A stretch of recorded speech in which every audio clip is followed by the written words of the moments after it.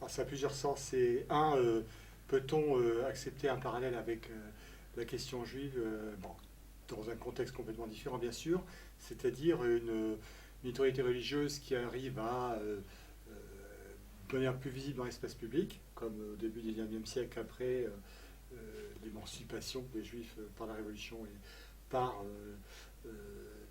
Napoléon. Est-ce que s'il est pertinent de poser la question? Bon, je la pose au début du livre, hein. Donc du coup, puisque quelquefois certains y font allusion, c'est-à-dire effectivement un ensemble, une communauté qui vient comme ça s'imposer dans la communauté nationale, enfin, à l'époque, hein. Bon, mais je ne dis pas que c'est pertinent, mais je dis que ça mérite qu'on se pose la question. Et ensuite, est-ce qu'il n'y a pas la construction d'une question musulmane?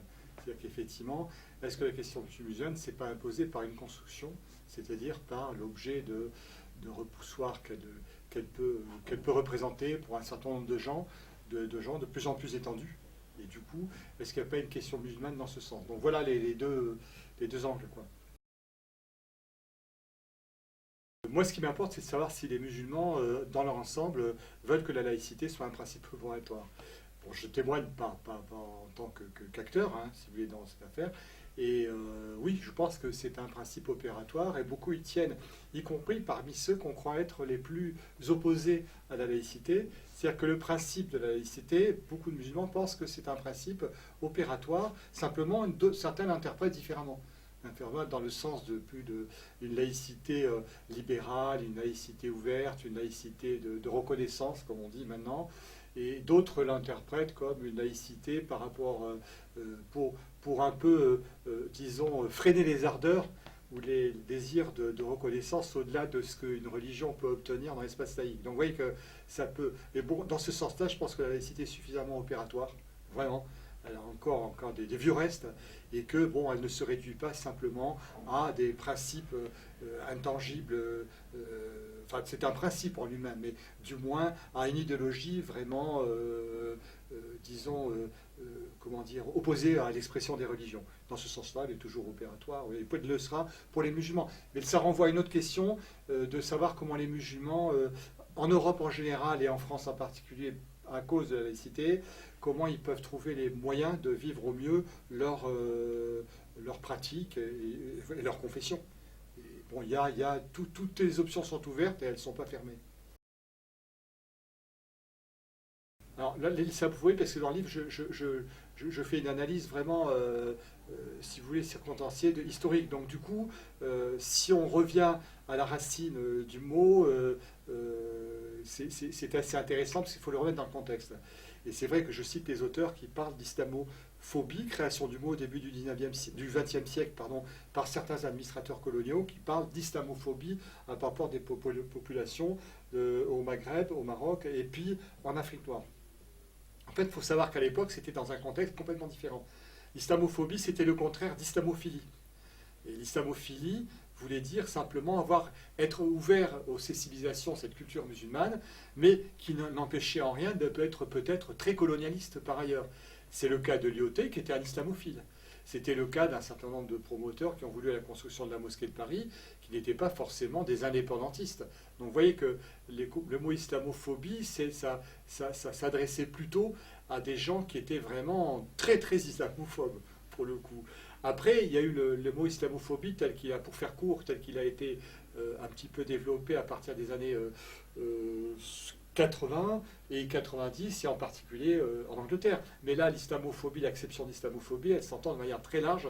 D'ailleurs, même en Angleterre, il est contesté, ce mot d'islamophobia, puisqu'il avait été très loin dans sa définition, et qui était d'attaquer l'islam, et donc la confusion entre musulman aussi, qui n'est pas simplement un État religieux, mais qui est aussi un État ethnico-religieux. Donc, ce qui fait que l'acception était beaucoup plus large.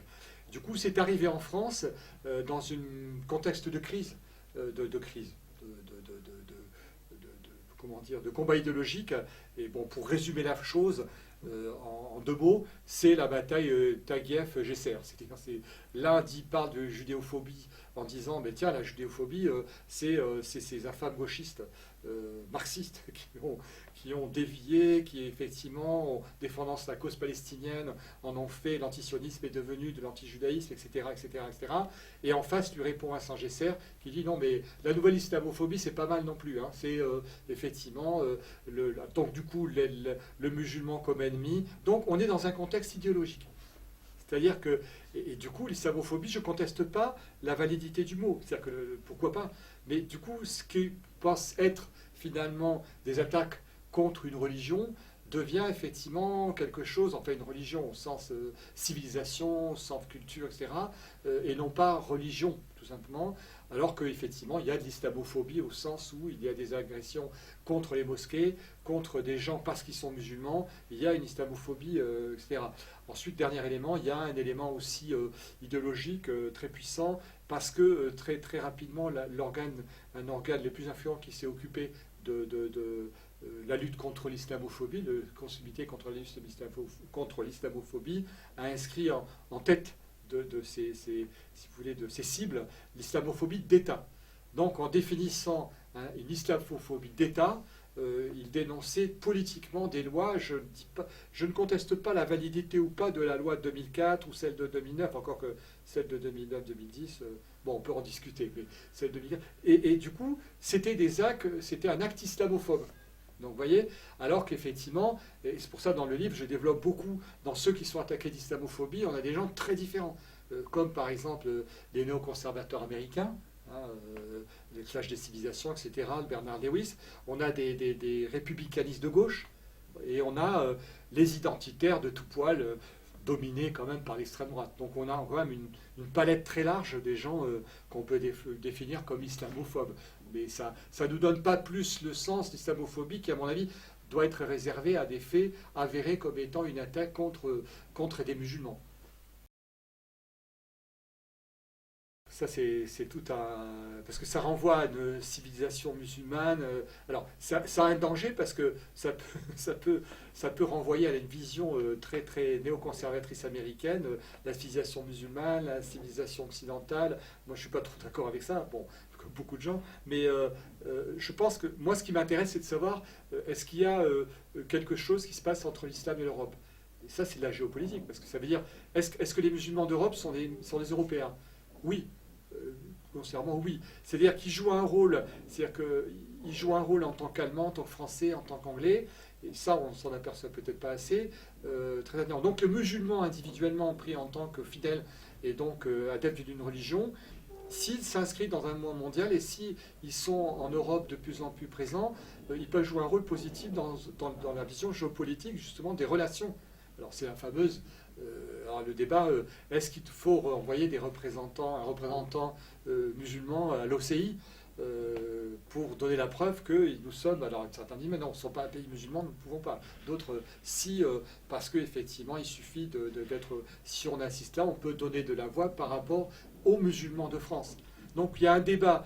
Après il y a le débat sur une géopolitique de l'islam comme Daesh et puis les expressions exacerbées de la Libye, de Boko Haram, de tout ça. Est-ce que ça dessine un espace musulman? Là, je ne suis pas sûr que l'espace musulman en tant que tel, et 1,5 milliard de l'Indonésie à Maroc, ça corresponde à une réalité. Là, je ne pense pas. Alors, que ça se revendique de l'islam, c'est une chose, mais bon, est-ce que ça définit une nouvelle géopolitique, des futurs développements qui vont inscrire, si vous voulez, le fondamentalisme de manière durable, hein, avec des États stabilisés et tout? Ça, je ne suis pas expert en la matière, mais je pense que c'est une crise et qu'à un moment donné, y compris l'OCI, hein, l'Organisation islamique, tous les pays musulmans sont dans une autre logique. Et donc, il y a des logiques, si vous voulez, permanentes qui vont jouer dans ce sens-là, mais que ce qui se passe en ce moment, c'est vraiment regrettable, mais si vous voulez, ça ne va pas être stable pendant les années qui suivent, ça va être un problème, mais que c'est pas ça qui définit une géopolitique de l'islam, quoi.